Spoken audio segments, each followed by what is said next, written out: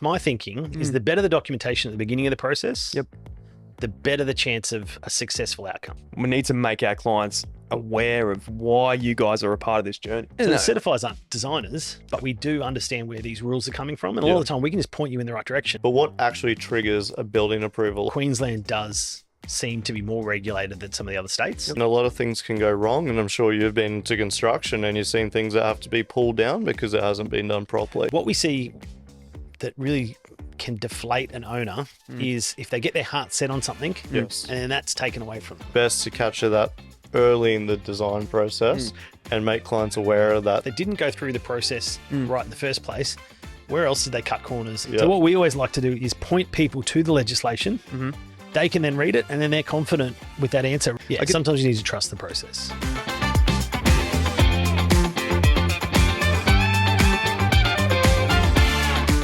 Afternoon, everyone. Welcome to Blue Couch. We're here today with Michael from BA&A. Welcome. Yeah, thanks very much for having me. We're ready to roast you with a fair few questions here. Always ready. Yeah. All right. Well, let's start with introducing yourself, mate. How'd you get into this this beautiful game of building? Yeah, so I've been in the construction industry about 25 years. Started off as a structural engineer, so I studied here in Queensland. Oh, the one that everyone loves. Yep. Then went overseas, did a lot of engineering in UK and in Malaysia and in the UAE, and then came back home and decided to try out certifications. That was about 15 years ago. Yep.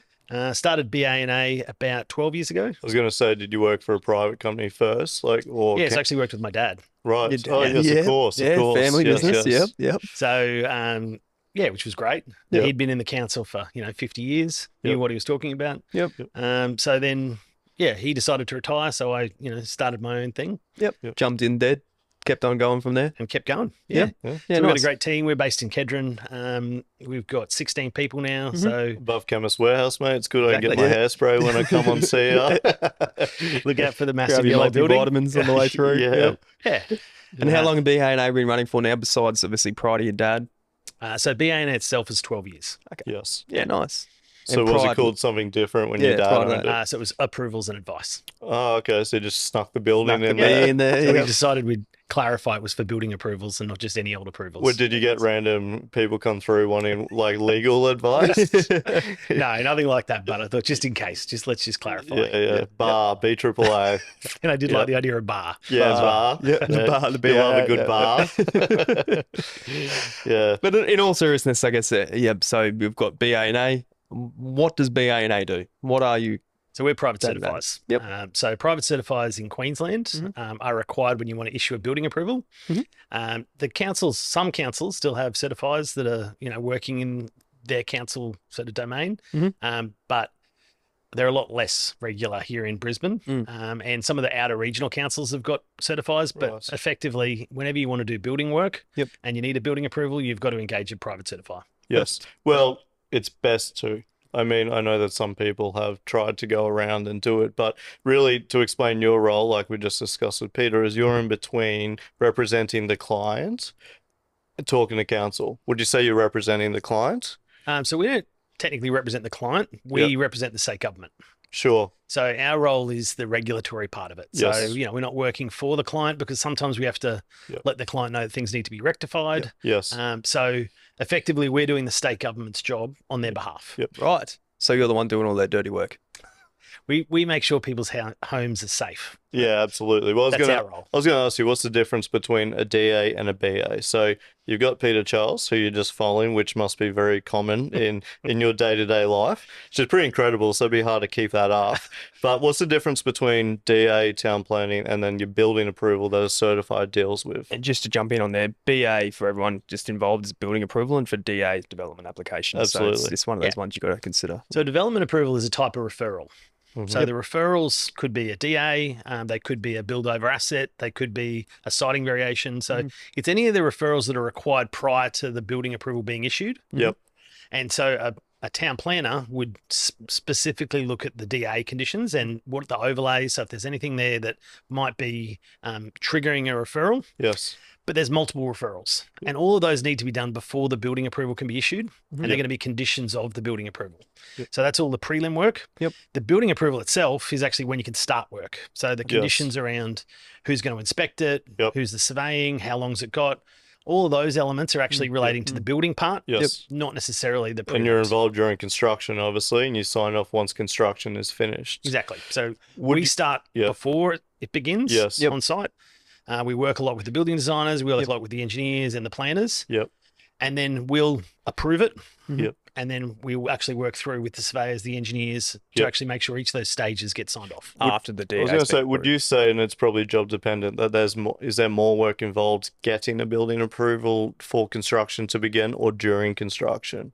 It depends. Depends on the project. Yeah. So a lot of the time there is a lot of work to get the building approval out of the ground. Yep. Yep. We really need to make sure that each of those different elements, Yes. whether it's a sewer or a stormwater or Yep. bushfire overlays, all these different things can affect whether the building can be approved. Yep. So you might get a site where absolutely everything is clear. Yep. And it's all DTS or deemed to satisfy. So Yep. it's all hitting Yes. all the acceptable solutions. Yep. Yep. Piece of cake goes straight through. Yep. Yep. On other jobs, which might be 3 doors down, Yeah. might be a little bit lower, and all of a sudden you've got overland flow, and you've got Yes. traditional building character, Yes. and you've Yep. got Yes. all these different overlays. Yep. So in Queensland, Yep. the legislation is written on the site, Mhm. and all of those overlays from the council or from the state government can really change. And so what we'll see a lot of the time is, but we could do that down the road. Yeah. Yes. That's great, Yeah. Yeah. but Yeah. we're not dealing with it down the road. We're dealing with it here. And Yes. that's one of the, I guess, if we take a step back to, like, in relation to the difference between a DA and a BA, what I try to describe to clients to try and give them a really good picture is that I go, okay, well, a DA, so the development application, is generally going to look at the town plan and how it looks aesthetically, where the BA is more the technical side of things to make sure your building's safe. Yeah. Am I correct in saying that that's pretty good understanding of the way it works? So the DA looks at one set of rules. Yep. The building approval looks at maybe 50 different sets of rules. Yeah. Yes. And when you say rules, when we classify it as a particular book, like the NCC, Yep, the so- QDC. Yeah, the Yep. NCC. So the NCC dictates how we can build. Yep. So it's an Australian standard. Mhm. So it's not an Australian standard, but it's just across Australia Yep. Mhm. and a standard way to build. Yep. The NCC then references Australian standards Yep. themselves, Yes. but it also references deemed to satisfy provisions. So how can you build it? So a lot of those details that the builder might be looking at, like how high do the stairs have to be, or how high is the floor to ceiling, or how many windows do we need? Yep. All of those types of things are related to the NCC. Yep. And when you say like your common things like habitable spaces and your ceiling heights and all that type of stuff, you're generally dealing with the DTS, the deemed to satisfy section of it, Yeah, of the so- NCC. Yeah. The majority of domestic approvals Yep. deal with the domestic rules, which Mhm. is volume 2. Yes. And a lot of the time they are DTS. Yep. So they're deemed to satisfy. We can check it on Yep. site by just doing a measurement. Yep. Yes. It's when you can't achieve those DTS Mhm. that then there may be additional. Performance Consult solutions. Yeah. I love a good performance solution. You love it. No, we try and avoid a lot of play. No, Yeah. because they're expensive. Yep. Yeah. Yeah, but sometimes Cool. there's going to be conditions in there. It's a little bit like a referral. Yep. If you build 6 meters back from the road boundary in Brisbane Mhm. Yep. on a large lot, traditionally you don't need any Yes. council approval. Yep. But if you're going to put a carport at the front, Yep. Yeah. you're going to have to trigger a referral. Yes. Yeah. So each of those different elements might mean, an additional fee, an additional time. Yep. But if it means the client gets what they want, Yeah. then a Then lot it- of the time it's worth going down that path. Exactly. And when you say a referral, for our listeners, a lot of times they'll use the word relaxation. They Yeah, use that siting dirty word. variation, Yeah, siting relax. BOA, so it might be a build over asset. Yep. What we'll see a lot of the time is the acronyms that we use in the Yep. construction industry Mhm. are varied, and there's many. Yeah. Yeah. So breaking those down, but also some of the time they don't make a huge amount of sense. Like a build over asset Yes. doesn't necessarily going over Well- the top of the sewer Yep. Yes. or stormwater. It might just be that you're going near it. Yeah, inside that exclusion zone. Yeah. Yeah. Well, Yeah. a big question is a lot of it comes down to interpretation of the codes, right? I found that with certifiers, that different certify companies have different readings of what certain rules mean, which is why we tend to just prefer to work with the one certifier. But have you heard of that or come across that? The rules are written in a way that try to exclude grey areas. Okay. Right. However, everyone's different Yep. and everyone's people. So Yep. everyone, Yeah, when you yeah. read something, and some of the time you might read it 3 times and Yeah. look at it under a different set of situations, Yep. you might think, oh wow, okay, this is what it means. Yep. I'd say as a general rule Yep. that all certifiers in Queensland Mhm. are still working in a really similar way. Yep. There might be some, slight variations, but from what I've seen, and we get a lot of, because we work with different certifiers that come into our business, but also Yes. then the guys that worked with us move to somewhere else. Yep. And we'll actually get a lot of feedback saying, when we did this, that was Mhm. really great. and then possibly we could improve this for the client side Yeah. by making it, more streamlined or making it easier. Yes. Yep. So we're always trying to improve, Yep. but from our side, it's always about what would the state government think? Yep. What's the aim of this law? Right. And if the aim of the law is for safety, like smoke alarms, Yeah. then it does tend to be pretty black and white. Well, most of your job, like you said, is creating a safe, sturdy home and ensuring the home has been built properly and that there's a licensed builder, licensed engineer, licensed designer. So a lot about this podcast is to educate and to teach people that there's a lot of pain points and a lot of things can go wrong. And I'm sure you've been into construction and you've seen things that have to be pulled down because it hasn't been done properly. Probably as of late, a fair few more. Yep. Yeah. Yeah, there's definitely a lot of rules. Yep. So when they do a review across Australia, Yep. Queensland does seem to be more regulated than some of the other states. Yep. QBCC do a great job. So they reference lots of different trades Yep. and they license lots of trades. Yes. And they also license certifiers, whereas the Board of Engineers, they license engineers. Yep. So when you're working with an engineer, you know that they've been recognised by their peers because Mhm. they're RPEQ. Yes. Same as architects. Architects have gone through that process. You can then trust that they've actually gone through it. Yep. And that when you're talking to one of those designers or one of those engineers or one of those trades, Yeah. you know that they've actually been assessed. Yep. Yes. That doesn't happen everywhere else in Australia. Okay. So although we have more regulations, Yep. I personally think it's actually a safer way Yep. to know that if that tiler or if that electrician has gone through the process and has actually got their license, then chances are they're paying attention to the rules and they're also working in your best interest, but they're also at the back of their mind, they know that they have to comply with those regulations. So are you saying that in other states that there's areas where not everyone has to be licensed, so to say? Yeah, exactly. Really? That seems like a very unsafe way to build, obviously. Yeah, so That's that's a why. risky way to build, isn't A it? very from risky the way. homeowner perspective. Yes. Yeah, so they're tightening up. Yep. New South Wales is definitely tightening up those Yeah. rules, but they're following us. RPEQ has been in, Queensland for 100 years. Yep. Might be, 5 or 6 years in New South Wales. Yep. So we are regulated, and Australia is regulated. However, because we're a federation, not all of the rules are consistent across Across all Australia. states. Yep. Yes. And so, if anyone's listening Yep. at home and you're not in Queensland, you'd have to then go and check what are Yes. our regulations in. Yeah. I was going to say Each of we've the got the different states. national code and then you've got the QDC for Queensland. Yep. You also deal in more areas than just Brisbane, correct? So Yeah. you're like Moreton Bay, the Gold Coast, Sunshine Sunshine Coast. Are the ruling changed there more around the setbacks? Like you wouldn't see any change in the way that things have to be built because it's still within Queensland, correct? Exactly. So the way that it's built is typically governed by the NCC. NCC NCC, and yep. the Australian standards. Yes. The QDC is a variation. So Queensland Development Code Yep. Yeah. can be a variation to the Australian standards. Yep. So a typical example is the waterproofing recently. Yep. Yep. The QDC actually brings in some clauses that you could use instead of the Australian standards, AS 3740. Yep. Yep. So we do have variations for how we build, but that's Queensland based. Yes. But you're 100% right. Typically, the local authorities will add on overlays, Mhm. which typically address risk. Okay. So they might have a bushfire overlay or a flooding overlay Yep. or a landslide overlay. Yeah. Each yeah. of those are going to be slightly differently identified Sure. in each of the different regional councils. Yep. And then also where you can put your house. Yep. They are typically governed by the QDC, but under the Planning Act, the local authorities can adjust those rules themselves. Yep. Yep. So you might see things like the Small Lot Code being Yes. slightly different to the QDC. Of course. And a lot about this podcast is we keep saying referring to the chicken before the egg. Typically it's a builder or a designer comes first in the process. And it's extremely important that we have qualified or professional consultants such as yourself that we can lean onto for anything that we're unsure about early, because you must see like at the end of the design process and get to approvals. And I mean, by the time we get to approvals, Mick, as you would know, that everyone's in a rush. Yeah. They want to build, which must be bloody annoying. They want to build as soon as possible. You must have a lot of people looking to start in the new year, and yet you still made time to sit with us, which we appreciate. But how can we assist your process? So my thinking is the better the documentation at the beginning of the process, Yep. the better the chance of a successful outcome. Yep. So for us, successful outcome is a safe home that people can enjoy. We only Yes. deal in domestic. Yep. So that's our real key. So we do Which is lots of similar to us.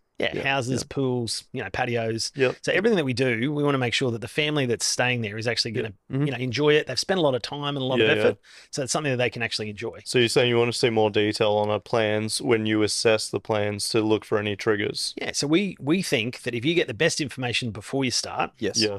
it's then going to have a huge knock-on effect. Which is Absolutely. the question of okay, so when should you get involved? Is it right at the beginning? Is it midway through? When is the best time, do you believe? So we think about the same time as a structural engineer. Okay. So you've gone through your design development. You understand, those overlays. So it's great working with building designers and architects that have done searches, Yes. that they understand there is a massive stormwater pipe. It's extremely important. We need to know that for our design, or else it could just be a waste of time for everyone. Exactly. So, correct me if I'm wrong here, I find it pretty common in our practice before we even go out and see the client that we've done most of the relevant searches to know, because we Yes. want to give the client 100%. Are you telling me that the people are out there, and I'm not pointing the finger at anyone, but are you telling me the people out there that haven't done any searches? Yep, really regularly. Regularly.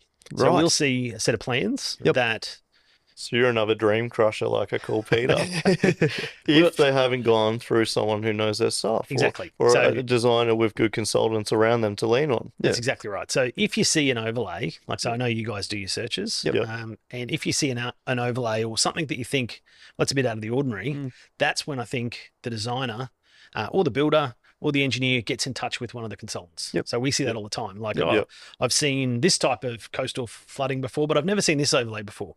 Can you give me a hand and can you point me in the right direction? Absolutely. So the certifiers aren't designers, but we do understand where these rules are coming from. And a lot of the time we can just point you in the right direction to say, Yes. hey, don't forget, we've had a look at that, and you're 100% right about the flooding, but don't forget this part over here. This and this. Which is what I say in my team. Like, I distill into them that if you're unsure, ask the question. Yes. Like, Yeah. right at the beginning. I love annoying Mitch Walsh, who's one of your Yeah. seniors, with just what might seem like basic questions, but just to ensure that we make it a smooth process for everyone involved. He tells me he hangs up on your phone calls a lot of the time. Oh, I know. He actually doesn't call me. I just annoy him in the emails. Text message.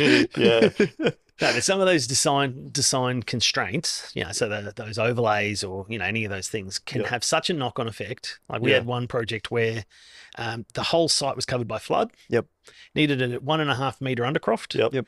And the dwelling had been designed as a Californian bungalow that was on level, On slab. Yeah. on ground. Yeah.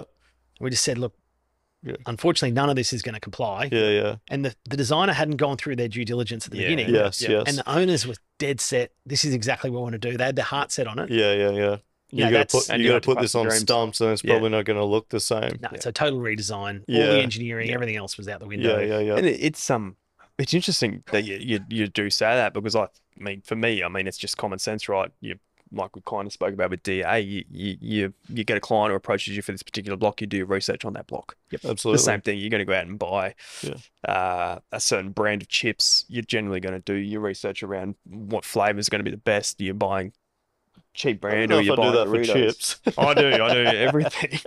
Yeah, Chips you is would. probably not a good You example, would, right? yeah. But you do your due diligence. You have to do that. You're going to buy a yes. car, you're going to choose between Yeah. the RAV4 or the Land Cruiser. Like, Absolutely. You do your due diligence. I thought it would just Yeah. be common knowledge, but But you must, common sense. sense. You said, you had someone who got to building approval, and unfortunately their designer wasn't, I don't know, in contact or aware of the requirements of that site, which is a great thing about you. You're always looking to make people aware of any changes and of the rules. Yeah. So I think if you're looking to be successful, Yep. Working with a building designer who knows what they're doing, number one. Yep. well, Number two. you're not dealing with two here, but it's right. Yeah, I was going to say, deal with MR. Then I threw us both under the bus, mate. Not just one of us. making sure that those elements that are going to be critical, so not every single time, but 99% of the time, Yeah. going out and getting surveying to make sure that what will actually fit on site. The Yeah. amount of times we'll Yep. get that phone call after it's been approved. Yeah. We're trying to build a 6 meter by 6 meter carport, Yep. And the house, we've had it surveyed, the house is 5.6 metres from the road boundary. Yeah. So we can't fit it. Yes, You're like, yes. okay. Well, even detailed contour surveys you're talking about, but with renovations now, we're pushing for idents straight up, especially pre-war homes or very inner city lots. We're just finding that we get to construction and actually your boundary is 300 off that way. So we have to alter the design, and it's just a waste of time for everyone involved. It's not just a waste. I think the thing that we cater with too, like regardless of whether you're spending, and it's kind of similar to the carport scenario, which you spoke about with Peter, right? Yeah. Regardless of whether you're spending 50K, a carport needs to fit the 6 meter setback, or whether you're spending 2.5 million, people don't see the value in what a surveyor actually, or what no disrespect to yourself, but what does a building certifier do? No, I don't see the value in that. I just want this thing drawn and built. And these are the things that, like, today coming on board and actually understanding what BA&A or what a certifier does is so detrimental to this process. Because Absolutely. we need to make our clients aware of why you guys are a part of this journey. Obviously, everything that Jacob and I work on, new homes, raise and builds, major renovations, even minor renovations, they require a building approval. So a development application isn't always required, but a building approval tends to be on our projects. But how small can you get that it doesn't need a building approval? When do you trigger for one? So great question. The building regs, the building regs set that I out. need to pump his tires anymore. He's already. So what I always suggest is people download the building regs, and then in the building regs, it identifies how the building approvals work. They're state government. Okay. It's free. It's online. So building regs 2021 is the most up to date. Yep. But Schedule 1 of the building regs is actually the work that can be carried out without needing an approval. Okay. Right. So examples would be things like a retaining wall that's less than a metre in height, Yep. more than 1.5 metres from any other structure. Space, That's the one everyone always forgets. Yeah, And it's not Gets surcharged. everyone. Yep. So, we'll see people email us an extract of the building reg saying, but it doesn't need approval, but it's less than a metre away from the pool, or it's less than a metre away from the neighbour's block. Yes. So you just don't want to, you want to read, when you're reading legislation, you want to read all of it. But it's a really good thing to have. Like, so if someone's doing a minor reno, like they're just, renovating their bathroom, they could use Schedule 1 and put it with their contract and highlight, okay, we're doing, number 7, which is minor works, and it doesn't affect structural integrity and it doesn't affect fire rating, let's say. Yep. So they put that with their contract, and then they're confident why they're not getting a building approval. If the work that they're doing, if the scope that they're doing is outside of that, it triggers a building approval. Yes, in absolutely. Queensland. You always get that question. I'm sure you get it too. Is it, it's less than 10 square meters, or Well, there are some exemptions, like a shed, like under 3 by 3 square meters. Yes. But you also get the other one where, I'm just taking out that wall internally and then putting a new beam in. Well, that's what we should mention. That's structural. A new beam going in or stairwells isn't structual, but stairwells also trigger in the house as well. Correct. Yeah, and we get that phone call all the Well, that time. would be Like, structural. I'm just putting in a new beam, and we're taking out this wall for the kitchen to open it up between the dining area. I'm like, that's fine. It's still technically, correct me if I'm wrong, it requires a BA because you need a structural engineer. Yeah, well, so under Schedule 1, it's got minor structural repairs, and it gives you the definitions. So from the top of my head, something like it's not supporting more than 5 square meters. Yep. So if you're taking out a roof beam, 99% of the time it's going to be, you're taking out this, across a whole wall. It's going to be more than 5 square meters. So therefore you need your structural engineer. But then the building approval part of it is just cross-checking that the person who's doing the design is licensed, the person who's doing the work is licensed, and then we get all that documentation and we submit it into council. Right. So there's a record. It's effectively record keeping for that house.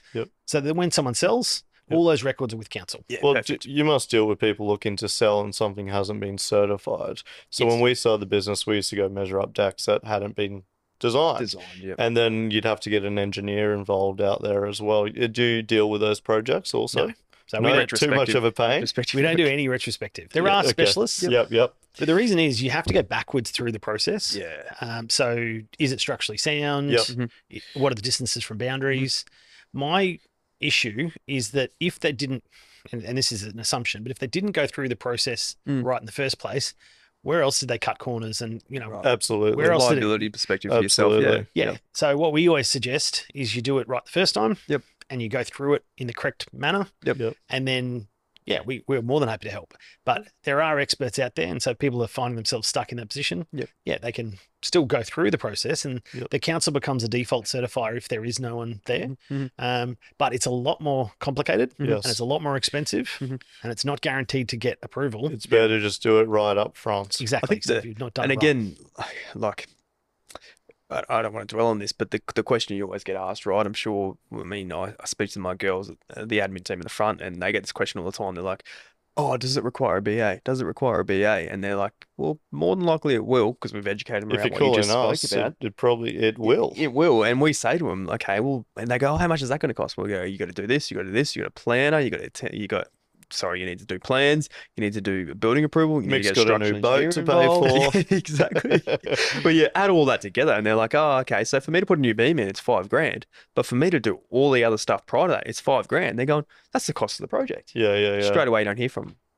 Yeah. The risk you run is, like you're saying before, you go to sell a house in the future and a building inspector comes out and goes, well, it doesn't look right. Suddenly now you've lost $10,000 and Yeah, 15,000 to your sale. if they didn't get an RPEQ engineer to do the calcs, Yep. Yeah. and they didn't put the right size beam in, Yep. or the guy who was doing it didn't know what he was doing, Yep.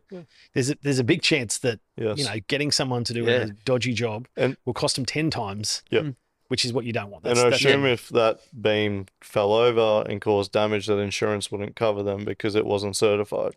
well, yeah, I mean, if it's not been done properly, Yeah. I don't know whether the insurance company would cover it, but you Yeah. just think, Use a balsa wood beam instead of pine.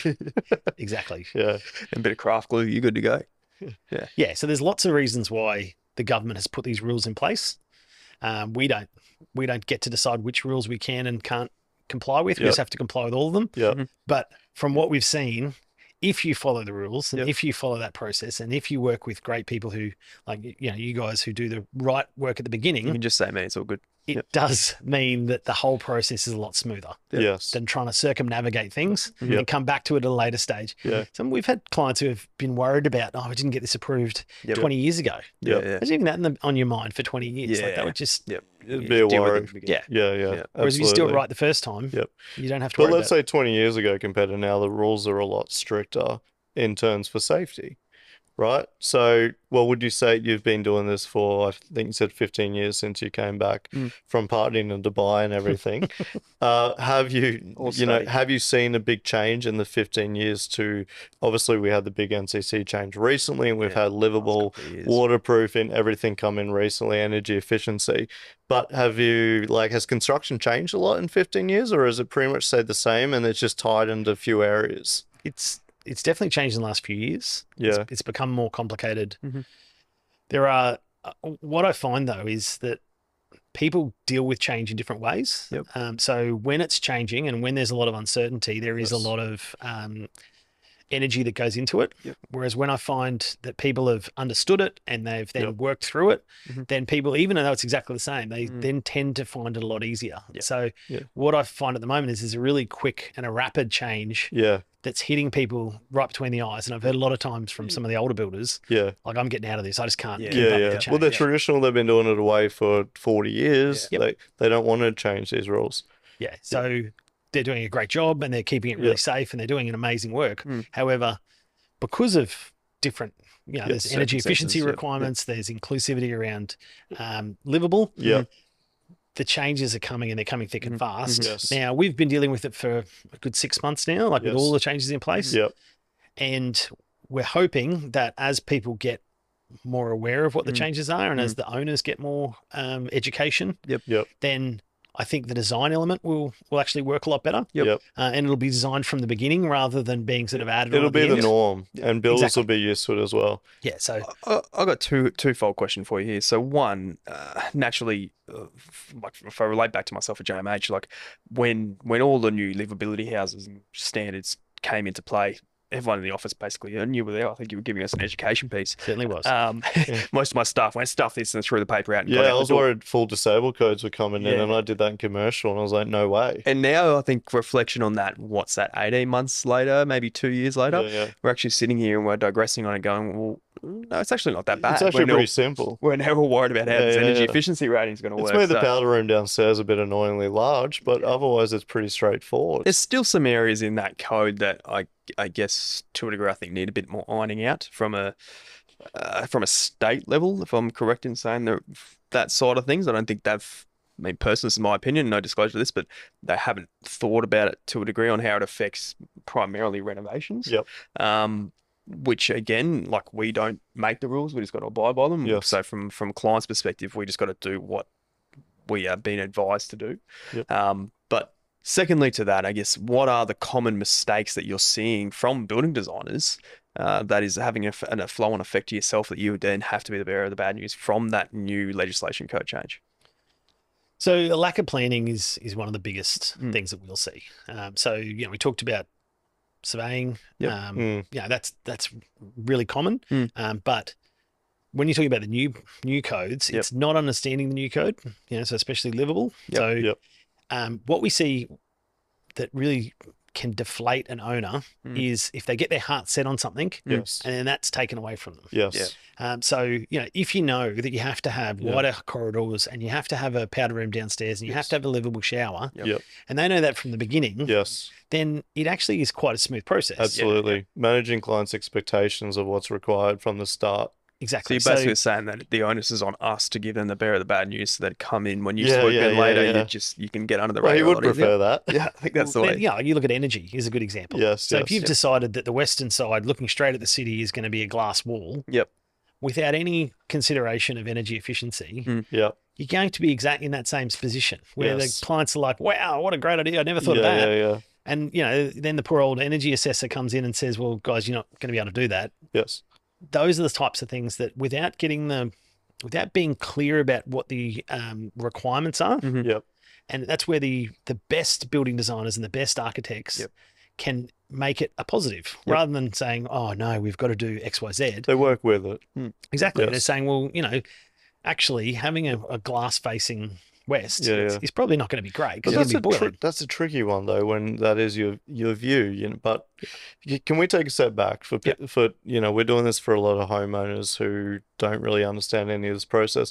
What are the new codes? What's the livable codes? What's the waterproofing codes? And what's this new energy efficiency 7-star? And what are they trying to achieve? And try and answer that in one less go. than- in 1 minute. Yeah.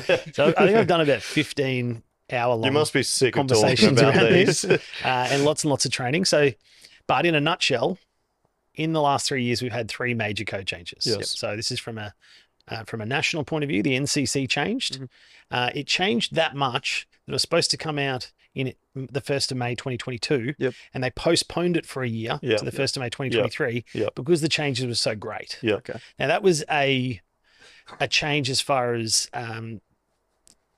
where items were held. So they readjusted, you know, the books. They readjusted where things were numbered. Yep. They moved everything around to try and make it more readable Mhm. and to try and make it more accessible. Yep. So there were still changes in there, but it was the majority of the changes were about how and when you read it. So Okay. that caused a lot of grief to existing consultants because they knew exactly where the code was, Yeah. and it moved everything around. We have had to relearn it a bit, but it's Exactly. all still there. Yeah, it's there and it's easy to read, and I think people are now quite okay with it. And then you Yep. throw into that exemptions as well. Yeah. Which, when do they finish? So let me get to this. So the second Yeah, I was part going to Sorry, just say, jump he's the got a gun. few to go through. Yeah. is around livable. Yep. So in Queensland, we then adopted livable housing Okay. via a QDC. Yep. And the exemptions you're talking about, which I think these are the exemptions you're talking about, is the width of the block being less than 12.5 meters. So that finishes in the 31st of March next year. And So it's that coming up really quickly. Every home will have to have livable. Exactly. And so you can see that being pushed out at all? In your expert opinion? Off in- the record? off the record, still no, I recording. don't see it being moved. I think the That's to 31st just of work October. as if it's coming. But what is livable and what's the point of it? Okay, so livable is there was a government commitment Mhm. about 20 years ago that a certain percentage of new homes in Australia would be designed for livability in mind. So livability is, if you think of someone with a broken leg and they're on crutches, Yep. or an elder person who's not great at getting up and down stairs, Yep. or someone with a pram, it's about access and being able to Yes. use a house. Yes. So the best example from a disability access point of view for me would be an ambient toilet. So Okay. you do get a bit of a hand. That's the way I explain it to people. Yeah. Yep. So, but you're not going to be in a wheelchair and you're not going to Yeah. need the same space as if you are in a wheelchair. Yes. So what they did was they adopted, the state government and the federal government looked at options, and they eventually adopted the silver standard for livable housing design. So it's a great starting point. Yep. And Yep. my understanding is that it is just a starting point and it will Right. keep changing. Okay. Right. Okay. Get bigger and bigger. Will it get to the point of disabled codes? No, the livable housing codes don't necessarily go to the disabled codes. Yeah. But there are more steps that Right. could be achieved. So, Okay. but the steps that they've introduced right now, Yes. which is similar to the silver standard, they didn't actually adopt the silver standard, but it's similar, relate to access to the front door or access to the door. Yep. Then having a step-free entrance into the dwelling house. Yep. So Yep. whether through the garage or through the front door, Yep. or through a door. Example. Yep. Then when you get into the house, having wider corridors, so minimum of a meter, having wider doors inside the house, having wider doors for the access We've even doors. been doing 1050 because for the new 870 doors, we Doors, need yep. the width of the frame. Yep. Yeah, exactly. Yep. So doors, corridors. Then when you get into the bathrooms, On the entry level. so the WC then goes in on the entry level. Yep. It has more space for circulation, and it also has reinforcing against the wall so that you could, at a future point, Grab put in some grab Put rails. railings. Yep. And then the last thing is around the step-free entrance into the shower. Yes. And the shower could be on the ground level or it could be somewhere else. Yes. Yep. The only part about that one is if you're not going to put it on the ground floor, wherever you put it, the doors and the corridors all have to still meet that minimum 1 meter and the size of the door. So if you decided to put it upstairs in the master room, Yep. then although the stairs don't comply or wouldn't have to comply, the corridor upstairs and all of the hallway and the doors along that hallway would all Yep. need to comply with livable. Right. Okay. So it can just add an extra We'd level. hope that'd be a meter anyway, but in renovations is the tricky one. Yeah, exactly. Yeah, So yeah. looking at the step-free entrances, now that really linked in with the waterproofing standards. Yeah. So the waterproofing standards changed, Yep. through the NCC Yep. change. Yep. However, when you start looking at step-free and waterproofing, it does start to become more Yes. complicated. Difficult. Yep. Yes. So the state government brought out the QDC, the way that they adopted the livable housing, Yep. and they actually introduced a few options that aren't in the AS 3740 Yep. or in the housing provisions for unenclosed shower. For enclosed showers. Yes. Yeah, so they gave a few more options so that you could actually still achieve an enclosed shower Yep. whilst still providing a step-free entrance. Yes. Yep. So, yeah, as waterproofers and as builders start to get their head around those changes, I think it will be a lot smoother. Yeah. But to start with, it was a real shock. Well, have you seen bathrooms that have had to be pulled up because they haven't abided to the new waterproofing? Have you come across that So now? we've come across a few that have been great, Yep. and we've come across a few that haven't complied. Okay. Yep. And what? That was said like a politician. So Went around things the that you question. could Yeah. things that you could really look at Yep. are the change. So obviously, when you're looking at a shower area, the fall in the shower area has to be 1 in 80 to 1 in 100, or Yeah. whatever you're going to. 1 in 50 to 1 in 80 in the shower area. And outside the shower is 180, 100. Yep. The issue is if the fall is parallel to the entrance, Mm. then the step-free entrance of minimum You of lose 5 it. mil Achieve it. Yep. Yep. very quickly doesn't We've comply. been spending a lot of time on bathroom designs for the falls. Yes. Yes. And you were talking about, again, a step back for people. The ruling is the big one that has been a real annoyance for me is 1500 from the shower head. And now that could be a shower head that comes off. Comes out the that- ceiling. Yeah, from that 1500, you have to waterproof and capture that.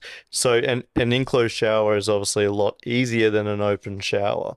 But obviously, we can still design and achieve the new waterproofing codes with an open, unenclosed shower. Just makes it a little bit more difficult. Yeah, you might Yeah. need more waterproofing, more water stops. The pain for me has been the window.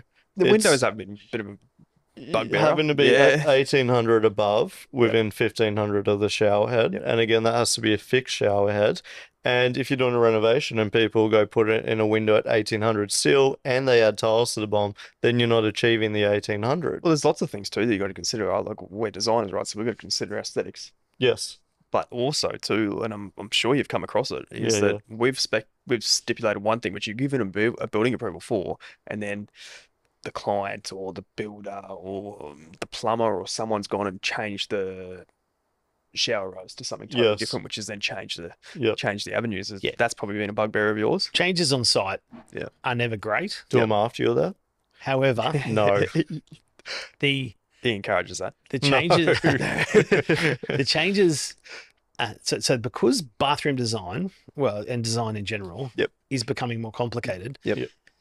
Things like fixtures, the showers or the toilets, or where you're putting your hand basin, used to be quite straightforward. Yeah. However, if you're now changing the size of the pan, or you're changing this, or you're changing that, that can have a massive knock-on effect. Yep.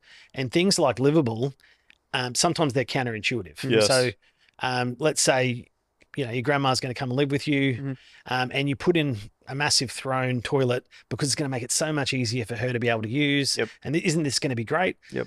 But if the designer's only allowed for a 560 mil long pan, Yep. and you've put in a meter long one, all of a sudden your circulation space is going to be gone. Yep. Yes. Or if you put in the hand basin so that we don't have to walk too far, but you've included that into the circulation space, Yeah, it yeah. has a knock-on effect. Yep. So the big thing for me is that if the building designer is educated Yes. and they're designing to the codes Yes. and they're documenting it on the drawings, Absolutely. then the builder has a really great opportunity to be able to get it right. Yep. But then also, if the builder then knows that here's my pain points and these are the items that we've got to be aware of, if the owner says, I'd love to change this, it's the builder who's on site who's going to be that gatekeeper going, And that's- actually, we can't. Exactly. Yeah. we need to make sure that this. Yep. Let's check. Yep. Yeah. Yeah. And I think that's a really important part, rather than, possibly previously, I'm switching from this to this. Oh, yep, she'll be right. Yeah. That side of things is gone. Absolutely. It's same with DA, like things are more locked in now and it's just a safer way to do it. So again, it's best to capture that early in the design process and make clients aware of that so that those things stay locked in. Yes. And then you don't have to go be the bearer of bad news when you're signing off the project, which tends to cost people money when they think they're done with construction. Exactly. And it's even down to I think maybe being 3 weeks ago. I mean, this may be something new, not new to you, but we established, I think one of your staff members brought it up with us, that we had swing doors for the shower. So we're trying to make it an enclosed shower, but we had the swing door opening onto the actual exclusion zone for the toilet pan. And it was brought to our attention that no, not even the shower door can go into that space. Because it's classified as a door, right? It had to swing in. Yes. So we had to go back through and adjust all those. Again, you pick it up at the RFI, request for information for people that don't know what that means. But even those things, we're still educating ourselves on that, which is, as I said before, we're 6 months into the actual code taking effect. 6 months since energy. But sorry, 12 months since livable. Yep. We're still making these giant minor changes here and there, and like you said before, it's a learning. There's still a learning area. Yeah. I mean, and again, it comes down to every single. But we have to learn renovations. quick. Yeah, and it can be costly. Yeah, and I think if the owner and the builder get your documentation, we'll then make as many recommendations as we can. Like we'll highlight things and identify things along the process. Here's some pain points. But then what we also do is set out under the building regs, there's certain stages that each of these stages then can get signed off. So we're looking at the footing stage, the surveyor sets it out early. Exactly. The engineer does it. That comes to us, you keep going. Yeah, then you're going to have the slab stage. We're going to get the termites. We're going to have the slab. So working with the builder and the engineer and the surveyor to make sure it's in the right spot, it's structurally sound. You're not getting all the way to the end and going, oh, hang on a second. Yeah, it's much easier, say, a $5,000 fix than a $200,000-$300,000 fix, or the house can't be certified at all. Rip that bathroom out. Yeah. Start from scratch or something like that. Yeah, absolutely. Didn't And put the you battens can't on. rely on fences. You can't rely on, No. oh, it looks right. Yeah. All those sorts of things. That time has now gone. It's now setting it out properly, working with all those professionals, and then making sure that each one of those steps has been signed off. Yes. The owner can then have a lot of clarity, and also the builder then knows, the engineer is happy with that particular stage. There's not going to be that at the end of a job, oh, he went on holidays or he's not here anymore. You don't want to be hearing those sort of things. The termite guy doesn't exist anymore. You're like, well, why not? What's happened? Yeah. So they're the sorts of things that you just got to make sure as you go. Yep. And that's all set out in the building. All the different certifiers will set it out in a very similar way, which relates back to the building regs Right. and making sure each of them are signed off. And I guess too, from our perspective, it comes back to really you and I and the rest of the architects or building designers out there being as educated as possible. because we're Absolutely. essentially Absolutely. Well, getting it which is right. what great consultants like Mick are really focusing on, because it's going to make his Mm. job a lot smoother as well, that these things are caught early and that we know what we need to do. Taking another step back, why was the waterproofing codes brought in? I assume that there were a lot of people just doing it very poorly. Why did they step up waterproofing? I don't think they were done poorly. Knew he was going to get you on that one. I think so. The way that the Australian standards work is to be adopted. So the Australian standards are written by a group, Mhm. and they have each of the different stakeholders in place. Yep. So they might have tilers and the people that sell the waterproofing product Yep. themselves, and HIA, and everyone sits around in a big table and they decide what's best practice. Have we ever seen anything go wrong? How could we change it? What are we going to do? So someone wanted to sell bigger bathroom pans, and therefore they brought in these And new more glue. codes. Yeah, more waterproofing. So they come up with an idea. Yeah. It then goes to ABCB, and ABCB decides, which is the Australian Building Codes Board, Mhm. are we going to adopt it or aren't we going to adopt it? So there's a lot of Australian standards out there that don't actually get adopted. Yep. They just get created and then that's it. Right. So just to jump in there, you say a lot of the Australian standards don't get adopted, but how do you know which ones are relevant for your particular job? So in the NCC, it actually identifies. So next to the Australian standard, AS 3740, Yep. it's got in brackets a year. Okay. So every time a new Australian standard comes out, Yep. it's released in a year and it adopts that year. as Yes. And that's only relevant from when you get your building approval. Am I correct? So if, the NCC, We're going down a rabbit hole. No, it's relevant yeah, because so let's say when you engage your certifier, Yes. so let's say you guys have done the design, Yep. comes to BA&A, we have a look at it and say, yep, here's your fee proposal. Mhm. Would you like to engage us as your certifier? Yep. They say, yes, please. They sign our engagement agreement. We've got to be engaged. So Mhm. certifiers Yes. have to be engaged. Yep. And then we engage council. Mhm. Yep. At that point, that locks in the legislation as of that day. perfect. So And let's that's say it was today. Yep. We'd be under the NCC 2022. Yep. And all the Australian standards and all the QDCs related to today. 20 That's why you Yep. had a rush every time these new codes were about to come in. Exactly. which is why I was asking the question, right? Because it's the question that we get asked a lot of by primarily builders. Yep. They say, well, which one do I go with? Do I go this Australian? So I go, so well, whatever was locked in at the time of the building, Exactly. building approval. So And- our NCC 2022 Yep. has a referenced list of Mhm. each of the Australian standards that are referenced. Yep. Yes. And that's the one that we're dealing with right now Yep. Yep. for that particular project. Yep. Yep. Whereas if the house down the road was started in 6 months, they might have a different set of rules. Yeah. So we don't look at generalization. We look at, okay, on this particular site, we know what we're doing. Yep. And so that's when it's going to be locked in. Mhm. It's added a lot to your plate over the last 3 years to bringing in all these new rules and legislations. I mean, for us, it was a pain in the time where construction prices, peaked and they've settled Oh, high. But yeah, like you must have spent so much time in the last couple of years explaining this constantly. You must be looking forward to when it actually just becomes the norm, and then they'll bring in some more legislations. They're looking at NCC 2025, Yeah. Right. but we are Yeah. strongly focused on what's happening right now. So Yes. I think we got to part 2 of the changes. Yeah. I don't think we actually did the third one. So Right. quickly, Yeah, back to our questions. Yeah, go Yeah. for it. the third Someone change jumped in there. I don't know who it was. was around the energy. So the first change was about where things were written. That was the Yes. NCC 2022. Yep. The second change was livable. Yep. Making things more accessible. Yep. And the third change was to do with energy efficiency. So Right. Queensland adopted that on the 1st of May this year. Yep. Now, what we've done is in Queensland is we're aiming to have more energy efficient dwelling houses Yes. so that we use less energy Yes. for our homes. Yeah. There's the whole point of it to be more sustainable and green, Yeah. because also that's a massive issue in the built environments. Exactly. So Yes. lots of carbon dioxide is used in Yeah. heating and cooling. Yep. So the state government has decided that these changes would be an effective way Mhm. Yep. to be able to reduce the amount of carbon. Now that's the one that we're still to see, because we had a lot of clients go through, sign up quickly with you because we'd been in design already. But I think, like you said to us, there's going to be a learning pattern there. We're now on top of livable codes, we're on top of waterproofing. But, my custom high-end projects that look west into valleys or the city, I'm interested to see what's going to happen. Now, I assume double glazing is just going to be a major for a lot of projects, and that will become a norm. What else do you think will become?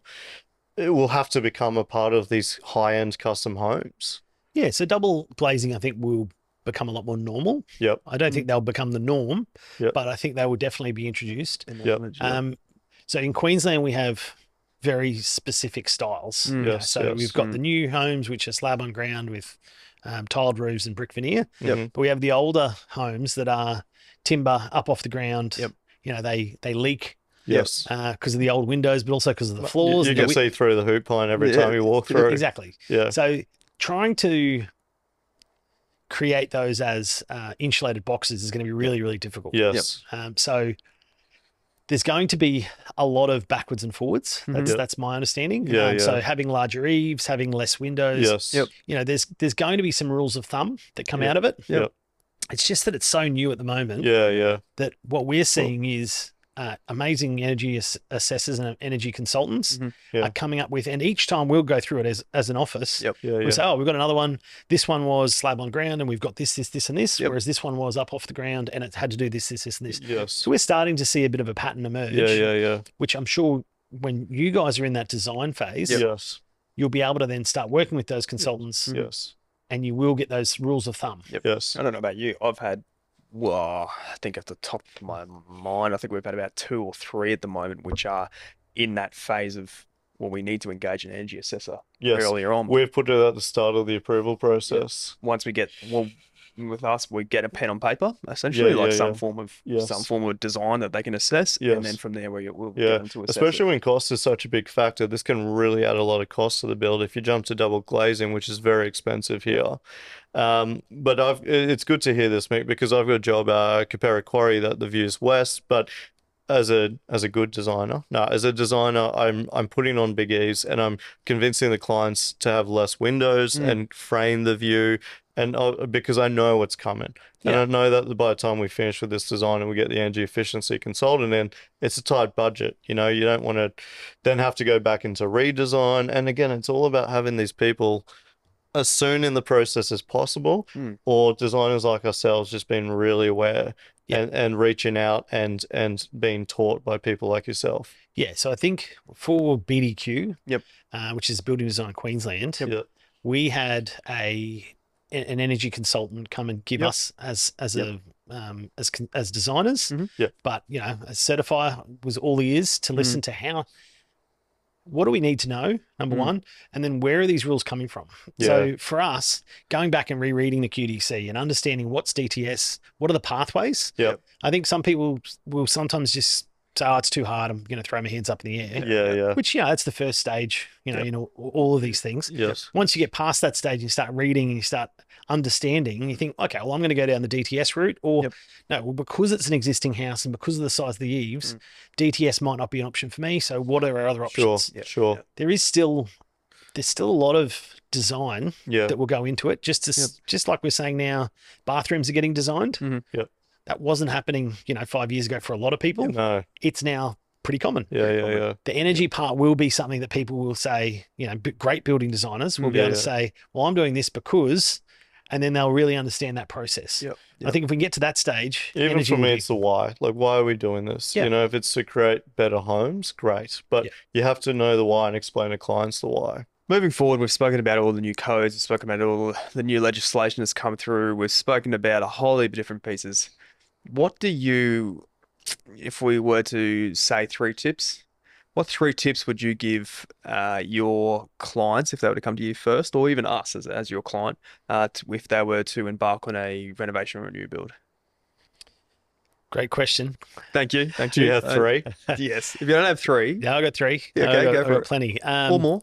So the first one is understand that not everyone's the same. Yep. So Sure. when you're looking at building designers and you're looking at builders, a lot of the time you get what you pay for. And so you just want to make sure that people that are going to be doing what you want to do, have they done it before? Yes. So understanding, is it an amazing deck builder might not be the person you want to get to build your $2 million home. Yeah, of course. And that works exactly the same for building designers Yes. and architects and Yes. engineers. So I think really understanding the people that you're going to work with and understanding have they done this before and do they have that skill set Yep. is really important. Because sometimes people will say, oh, it's my brother-in-law's best mate, or it's this or it's that. Yep. Mhm. All of a sudden they're out of their depth Yep. and it doesn't work. I'm working with a builder who's never done a big new home before, and they're on my design, and it's been testing Yes. because they're asking questions that get you concerned. Yeah. So Yeah, no, so that's exactly, that's the first thing. Mhm. The second thing is understand that it's an iterative process. As much as people want to get through it and get through that design and like really nail it and get building and get in. Yep. I think the people that spend the time at the beginning with great building designers and with great engineers that come up with solutions that will last them for the long term. Yep. Sometimes it's a lot easier to do those changes on paper yes, than it is when you're on site. 100% it is. Exactly. Yeah. So I just feel like give that time, give the process the time that they need Yes. and work with people that are happy for you to ask those questions. And if you're an owner and it's your house, Yes. you should be able to ask those questions and not feel Absolutely. like, Music to our ears, really. That's something that we've delved on Yeah. previously Yeah, yeah. on conversations that we have around spending the time up front to get what you want. Yes. Yes. and that might mean there's a referral and it might mean that there's a DA and it might mean this. Yeah. Yeah. But in the scheme of things, if you're going to have a $2 million home, Yeah.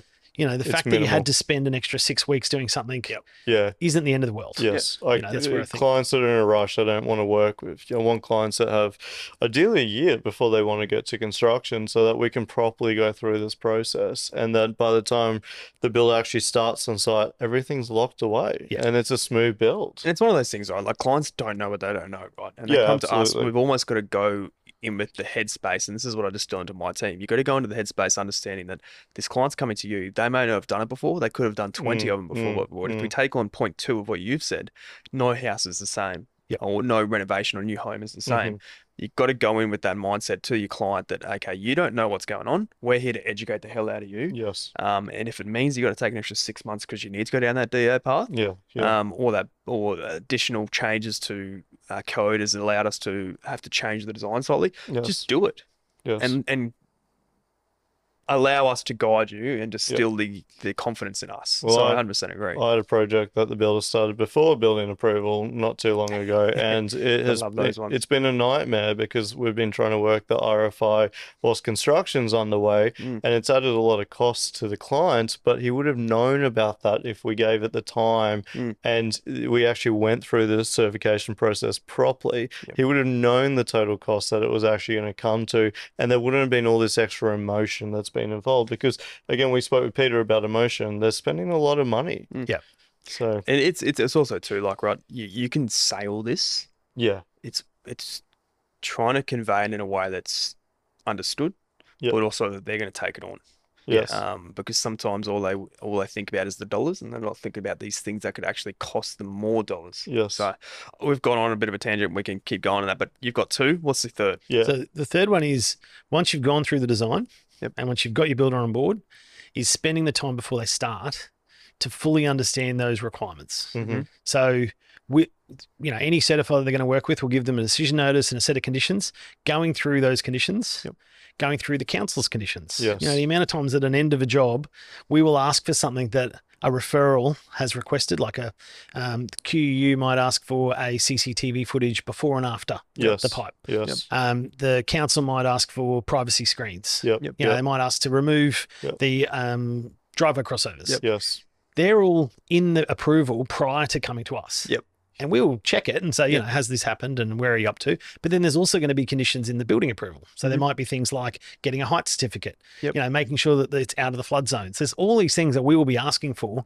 It's so much easier if everyone's on the same page at the beginning. Of course. And as they're going through, I had an amazing sit down with a really good builder the other day, and he said, how could I improve? And I said, well, my suggestion is you read all of the conditions. He's like, obviously I do that. And then you put them into your program. So at this point, It's I have to do scheduled. this. Yes. And this point I have to do this. On those Yeah, lines. yeah, So they had a great program and a great schedule, but they were looking at it at the end, Yep. or halfway through, rather than Yeah. nailing it at the time that it's actually Yeah. relevant. Yep. Yes. So I think spending the time to understand with the builder, Mhm. and then as a result, the owner is then aware of why these things are important. Sure. Mhm. And they're not going to be then saying, well, we don't have to worry about X, Y, Z, Yep. because they're informed to know, okay, at the end of the project, we're going to need to do it. So why don't we do it now rather than waiting till the end? Yep. Yep. So they're the three big things for me. Sure. Especially when they're trying to hand over a project and then you're like, well, you got to do this, this, and this. I mean, you must be a real pain to poor builders, like builders that don't do their job properly, but they should know this stuff. Or is it on you to educate them? A bit of both? Well, we aim to educate, Mhm. but the legislation is legislation. Yeah. And so, If they're licensed, they should know it. yeah, so we really want to work with, so at BA&A, we want to work with professionals Yes. who want to do the right thing Yes. and who want to educate themselves. Yeah. So if people will ring us up and say, what do we do here? Like the question about, does it need building approval, or, Yeah. what's the floor to ceiling height or whatever? Yep. We will then just give them a really clear, concise answer from the code. Yep. So we're not going to give our opinion. We're going Mm. to say, why don't you look up housing provisions, Yep. 9.2.1, or, whatever it is, and we'll do a screenshot from the code Yes. to say, my understanding is that you're asking this question. Yep. This is where you find it. This is how you answer it. Yeah. Because what we're doing is we're not telling them, Yeah. 2.4 Your opinion. meters, Yeah. Yeah. because then they'll just remember that for the rest of their lives. But if Yeah. they go to the code Yeah. and go, oh, okay, well, Yeah. it's a There's kitchen. a bit more to Yeah. it than just 2.4 meters. Exactly. You can read Yes. through it. You can understand it. Yeah. You know where it's coming from. Yeah. Yeah. So what we always like to do is point people to the legislation. Mhm. They can then read it, and then they're confident with that answer, rather than saying, oh, someone told me 6 years ago that it was 2.4 Yeah, meters. yeah. You're like, okay, well. Yeah. Yeah. So Great. yeah, our side is, from homeowners, that's our advice. Yeah. For builders and building designers, the biggest piece of advice is, really getting in and understanding where these rules are coming from. Yep. So that when you're talking to the consultants and you're talking to other people, you can then ask really informed decisions. Mhm. Ask really informed questions to make those decisions, because the design element is massive. Yeah.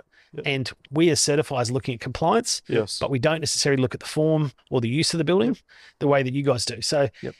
it's a massive job. Like building designers and architects, if they get it right, Yep. the house is amazing. Yep. If they don't, Yeah. it can be a really horrible box to live in. Yeah. So getting a good one is Yeah. absolutely critical. Absolutely. How do you reckon you get your good one? You just go on Google and pull one out of a hat? Just pick That's how me. you get your clients? I Yeah. don't know. You were telling me earlier. No, I think what you said is you pay what you get for. And, when we started out, we were inexperienced and cheap. And now we're You saying charged. you're experienced? Yeah, I would actually. And experienced and, maybe a premium fee, but you're paying for the lack of headaches through the process. And we've taken on projects from other companies that they got the whole way certification. And I got one recently. I looked at it, I was like, that would never be DA approved, Yeah. And so like I said, you get what you pay for. I guess the other thing too to think about is that, and as much as we like to collaborate in the same spaces, you generalize, like you go to your same building approvals and advice as you certify, your same town planners, your same structural engineers. As much as you want to do that, when it comes to clientele, they are sometimes wanting to go with the cheapest, Yeah. go with that well- other certifier who's friends with this person, who then interprets something differently. Yes. And then we as building designers get caught in that space of going, okay, but we strongly believe that this is not going to work. Yeah. Well, a dodgy certifier, I'm sure they exist, means we don't have much cover either on ourselves. Yeah. Like, I appreciate Mick and his team because they pick up things that are actually going to cover my license Yep. also. You were talking about it's important to pick the right person for the job, the right builder, but also the right consultants. And that's why I explain when I meet potential clients that, listen, I have a really good team around me and like yourself, and I can just call them and get an answer. And just stick with those people and don't bring in a cheaper engineer. And that's where it will be a smooth process. Just let people run it through the process that they've created. Yeah, sometimes you need to trust the process. And that's Absolutely. it. And I think the other thing too is that people look at it as to go, okay, well, if I can save a little bit of money up front, and it's not necessarily always about money, but understanding the Tends code, to be. and most of the time that's a big driver. Yeah. I get that, but understanding the code. So certifiers understanding the code, town planner understanding the code, builder understanding the code. Yep. If they don't understand it or aren't educated in that space, it can actually be, or structural engineer is probably a big one, and I use this all the time. Like, you can go and find a cheap structural engineer who will just design in accordance to what the And design's they'll put in place. overspec it like crazy and And cost suddenly you you've got another 50 in steel. In steel, correct. Where if you got to build, to get my roids right, if you get a structural engineer who actually can understand the terrain, can understand the footings and what the soil test is like, and all those different conditions, and appreciates all the other elements, aka, okay, well, we need to worry about the joist for that floor system to be dropped down because we need to have a flush bedding for the livable housing, all those little bits and pieces. You can actually save yourself some money in the long run from the client's perspective. You want a team of consultants to work together all the time and understand how the others work. Extremely important. From my perspective, Michael, I don't have any more questions. So no, I think we'll let Mick. I think we'll leave Mick alone after he's explained the different legislations for the last 3 years. But mate, thank you for taking the time. Oh, no worries. Thanks for having me. We know you're on the Christmas rush, and we look forward to having a few Christmas drinks with you. Go get that rubber stamp out, mate, and keep giving some stairs to those people for Chrissy. It's been great. I think if the owners can get this, sort of advice right at the beginning, I think that's going to be absolutely critical because we just see it too often that people aren't educated and they can make some poor decisions at the beginning that can have a knock-on effect to the whole But it's not their fault if they're not educated. No, and that's where we need to be educated to educate them. Exactly, and that's why we're pretty much here today, sitting on this seedy blue couch. And I didn't bring up bribes like I did with Peter. Because I don't know if Mick accepts I don't know what's going on between Peter Brisbane and Town Planning and MR, but there's a lot of shit happening on the table. All right, Mick. Well, thank you very much, mate. Awesome.